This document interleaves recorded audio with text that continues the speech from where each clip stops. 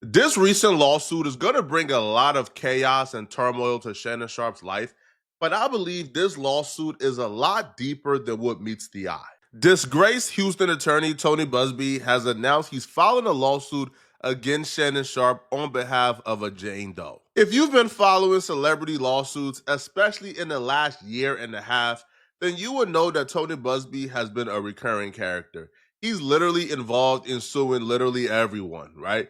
And a lot of the times, his lawsuits are deemed frivolous, especially with Jay-Z more recently, where Tony Busby got himself in a lot of trouble filing a lawsuit against Jay-Z on behalf of a Jane Doe that Jay-Z has never met. Busby would announce the lawsuit on Facebook of all places, and he would put, late last night, the Busby law firm filed a civil lawsuit on behalf of a brave young woman who alleged she was brutally essayed by former NFL player Shannon Sharpe on multiple occasions. The last incident occurred in January of 2025. The lawsuit filed under the pseudonym Jane Doe lays out a pattern of intimidation, manipulation, and blank, including allegations that Shannon Sharpe repeatedly threatened to choke and slap Jane Doe. The case seeks $50 million in damages. The case is on file in Department 11, Clark County State Court, Nevada, the county where the alleged conduct occurred. The egregious and concerning facts of the case are set forth in detail in the public filing. I'm extremely proud to represent Jane Doe. It takes a great deal of courage to stand up against those with power, fame, and money. I look forward to pressing this case in court. If you are a real victim, from my perspective, Tony Busby should be the last lawyer you should hire to represent you. Because when you go with Tony Busby, the automatic assumption is this is a money grab. This is frivolous. You are lying, because Tony Busby has been lying on people for the last 50 years, bruh. Tony Busby is a known fraudster. And everything about this lawsuit aligns up with everything that Tony Busby does. With the Jay-Z stuff, Tony Busby tried to extort or hold Jay-Z hostage for millions of dollars before going public. What Tony Busby does is he would hold a lawsuit until something in your life is about to happen. With Deshaun Watson, he held on to the lawsuits until Deshaun Watson was about to get a huge deal, and then he struck to extort Deshaun Watson for money in a settlement. With this Shannon Sharpe lawsuit, he held on to the lawsuit, and he filed a day after it got announced that Shannon Sharpe is about to get $100 million in his new podcast deal. Even though Shannon Sharpe hasn't publicly spoke on the new $100 million deal, his co-host will pretty much confirm the rumors by quote tweeting and saying, "Oh, we finna be richer." Because Shannon Sharpe is currently with the Volume, right? And that's Colin Cowherd's network. As soon as that's over, Shannon Sharpe is about to get a Joe Rogan-esque deal. And the day that was announced, Tony Busby was rubbing his hand like Birdman, knowing he was about to try to hold Shannon Sharpe hostage. I want to make this clear. If Shannon Sharpe is guilty, he doesn't deserve a platform. He doesn't deserve the $100 million. But if Shannon Sharpe is innocent, I want Shannon Sharpe to take everything that Tony Busby has. Take his house, take his wife, take everything from this guy. Because at some point, enough is enough, bruh. Now, what we know about this lawsuit so far is that it's being filed by a woman that Shannon Sharpe met at a gym. And no, it's not Michelle. All right. So we don't know the woman's identity yet, but what we do know and can confirm is the woman who's filing a lawsuit against Shannon Sharpe isn't the Michelle that was caught on IG Live being intimate with Shannon Sharpe. This Jane Doe actually met Shannon Sharpe 2 years ago when she was 20 years old. They met at a gym. That's where their first encounter was, and apparently Shannon Sharpe and her began talking because they were both a part of a weight loss competition. I already know how they're going to try to paint this man, bro. They're going to try to paint him as a predator, bro. 20 is legal. 20 is legal, bro. And if anything, man, she was probably preying on him, bro. She was probably preying on Shannon Sharpe, bro. A multi-millionaire, ex-NFL player, it's a highly successful podcast, man, stop it, bro. Broke 20-year-old woman, man, cut it out, bro. But Shannon, you know you ain't got no business with no 20-year-old. You know you ain't got no business with no 20-year-old in your mid-50s. Now, I'm not saying you are predator. I'm saying you got no business with no 20-year-old, bro. All right? They crazy, right? They probably immature, probably broke. When the money dry up, they probably don't know how to let that money go, bro, because you probably their first multimillionaire, bro. So as a 50-year-old man, bro, who is probably well versed in risk assessment, man, a 20-year-old ain't worth it, bro. Not at all. Now, she will claim that Shannon Sharpe pursued her heavily, bruh. And when he finally got her, that's when things changed. She admits they got into a consensual relationship, but then he got very controlling and verbally blank afterwards. Now, she will state that he was very demanding and demanded complete control over her time and her body, expecting her to be at his house on his schedule, on his command, whenever he called. So far, I ain't hear a crime yet. As far so far, what I've heard is something that's expected outside of the verbally stuff, right? Complete control. Listen, bro, I'm a multi-millionaire in my 50s. If I wanted a career woman, if I wanted somebody who was 40 plus with a career and a mind of her own who can go out, no, bro, you is in your 20s. Ain't no partying, ain't no going out with the girls. Nah, bro, you coming over this mansion, you getting, your back dug in every night, you eating this, and you going home, bro. That's it, that's all. But in return, you get the provision, the resources, and the assets that you are dating me for. You're not attracted to a 50-year-old Shannon Sharpe. You are with him for money, and he's with you for your body. It's a fair exchange in my eyes, all right? Because you could have very easily said, yeah, I'm not coming over. I'm not going.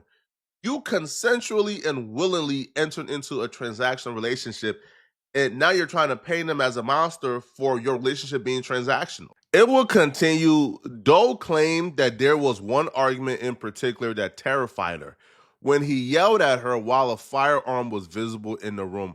Yo, lawyers are so slick and diabolical, bruh. Yo, peep the framing of this. It terrified me because he yelled at me while a firearm was in the room. Bruh, this man lives in a mansion, bruh. This man's home just got robbed and raided at some point this year. You don't think he had firearms in his house? He never lifted a firearm at you. He never pointed it at you. He never used it on you. But peep the word. Oh, I was terrified. Had a firearm in the room while he yelled at me.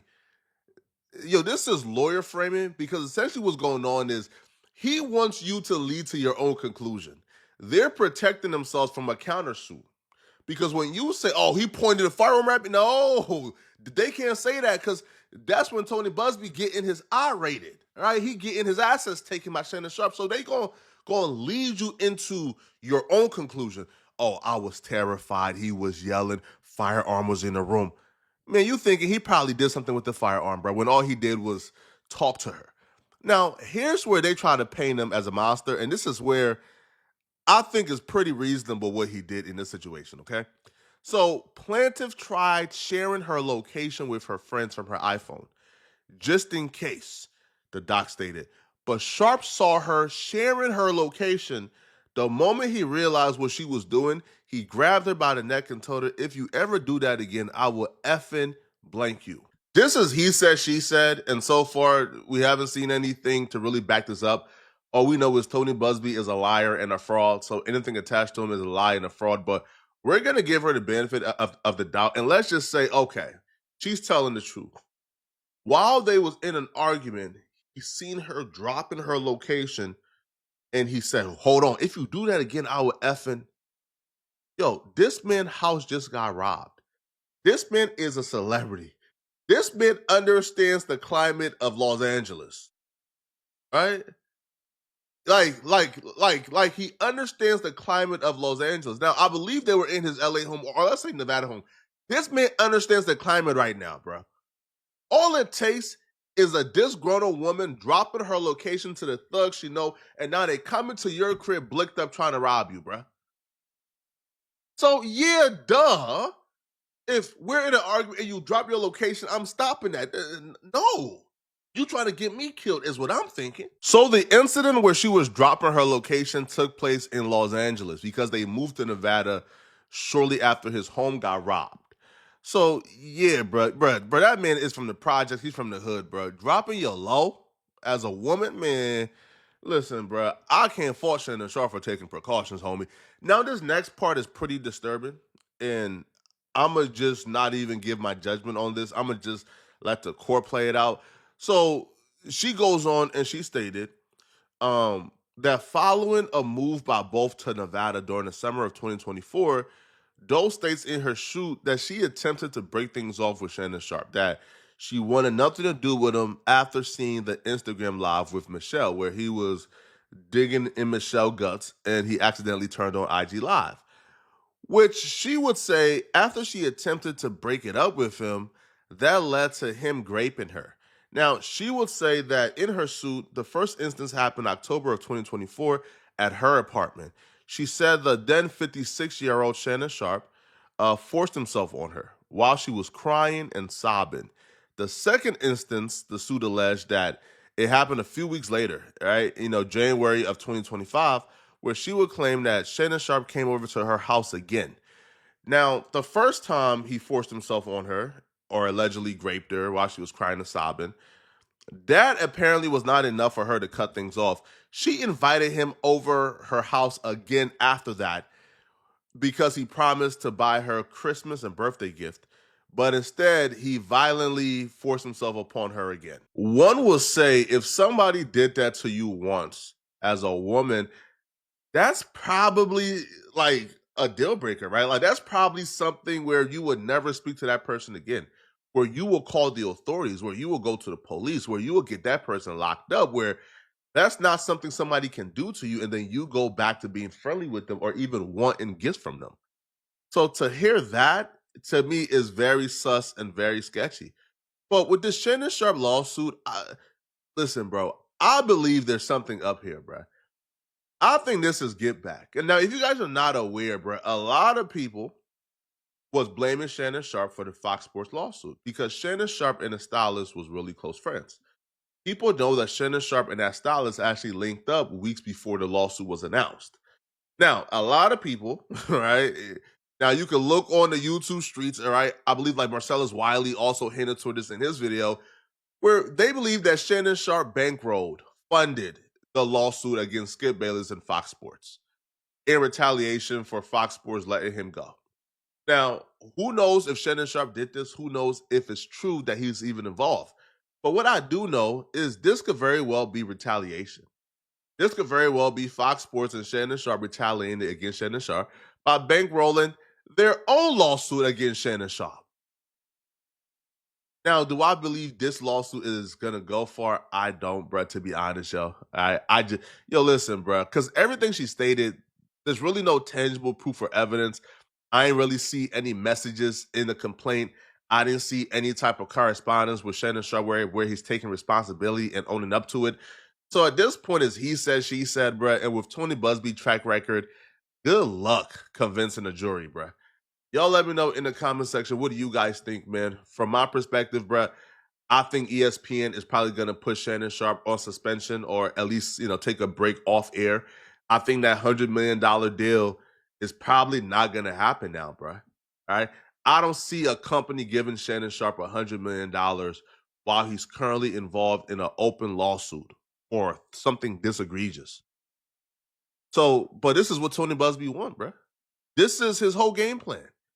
The minute things start going well in your life, the minute you're about to make $100 million, bro, or you're about to get a huge payday, Tony Busby feels like he's entitled to that payday.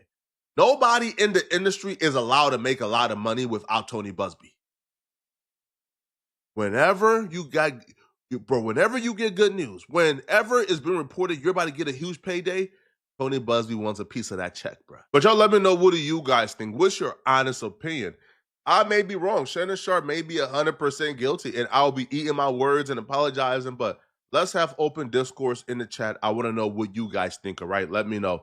And if you're still watching, click on this video here somewhere on my screen to find out how Krishan Rock, this reality star, find out why or how her sister just revealed some information that could potentially put Krishan Rock, a huge reality star, in jail for life. I'm going to see you guys in this video somewhere on my screen. I'm out of here, folks. Peace.